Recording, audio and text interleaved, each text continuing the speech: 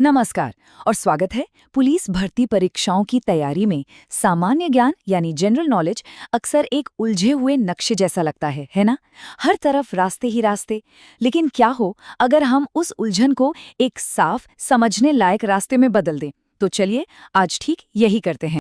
यही तो सबसे बड़ा सवाल है। कभी कभी लगता है जैसे हम तथ्यों के एक महासागर में खो गए हैं, जहां हर जानकारी बिल्कुल अलग थलग सी महसूस होती है। तो हमारा मकसद आज इसी गुत्थी को सुलझाना है, इन बिखरे हुए डॉट्स को जोड़कर एक पूरी साफ तस्वीर बनाना।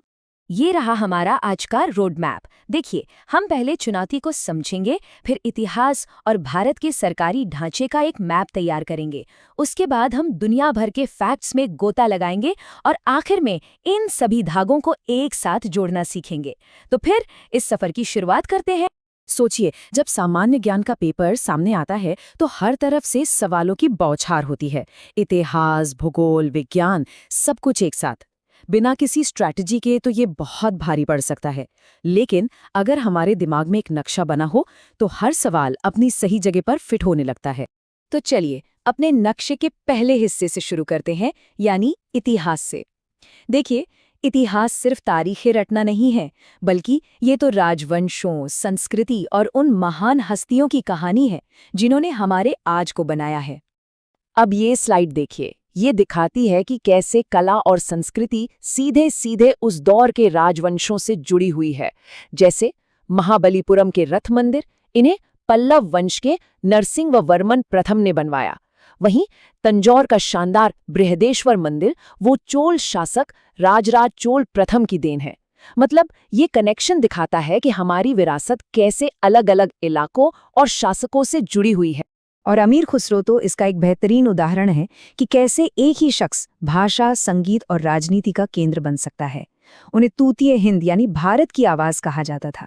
और वो सिर्फ एक कवि नहीं थे, उन्होंने तबला और सितार का आविष्कार किया और अपनी किताब तुगलकनामा में कई सल्तनतों का इतिहास भी दर्ज किया। कमाल है ना?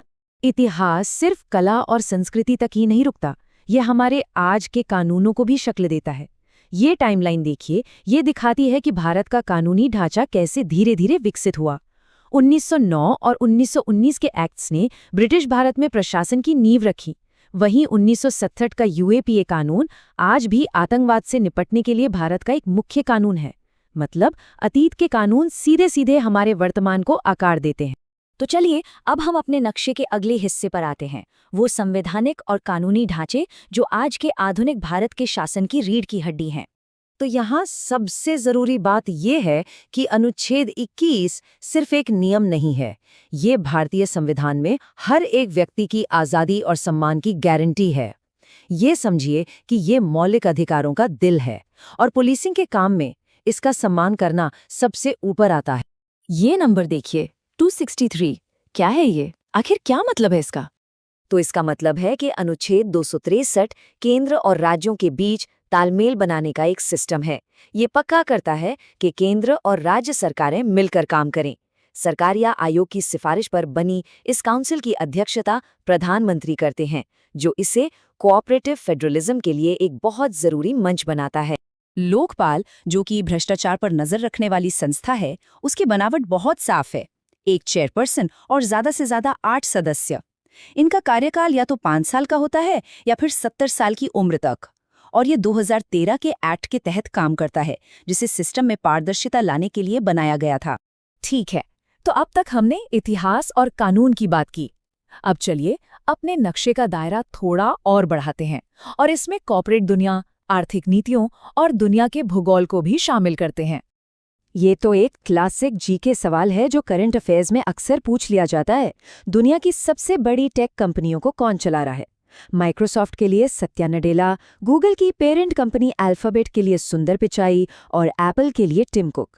ये जानना इसलिए जरूरी है क्योंकि इन कंपनियों की नीतियां पूरी दुनिया की टेक्नोलॉजी और अर्थव्यवस्था पर असर डालती हैं।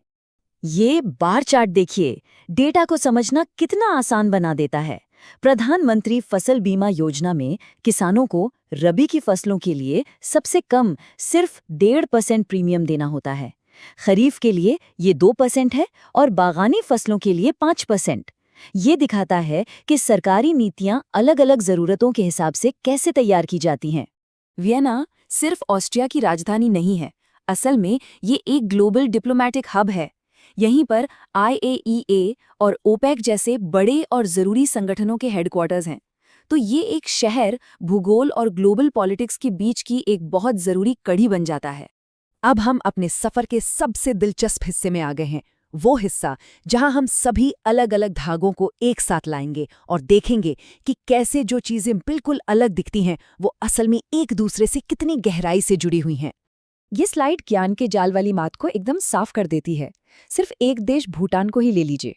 इस एक टॉपिक से हम भूगोल, संस्कृति, अर्थव्यवस्था और सुरक्षा जैसे कितने ही अलग-अलग विषयों तक पहुंच जाते हैं। असली समझ यही है, अलग-अलग तथ्यों के बीच के इन कनेक्शंस को पहचानना। और ये विचार हमारी तैयारी के लिए एकदम सटीक बैठता है। ये इस बात पर जोर देता है कि असली ज्ञान सिर्फ चीजों को रटना नहीं है, बल्कि उनके बीच के रिश्तों को समझना है और उन्हें सही जगह पर इस्तेमाल करना है। तो आखिर में सवाल यही बचता है। ये हमें दिखाता है कि सामान्य ज्ञान की तैयारी सिर्फ जानकारी इकट्ठा करने के बारे में नहीं है, बल्कि उस जानकारी को एक व्यवस्थित नक्शे में जमाने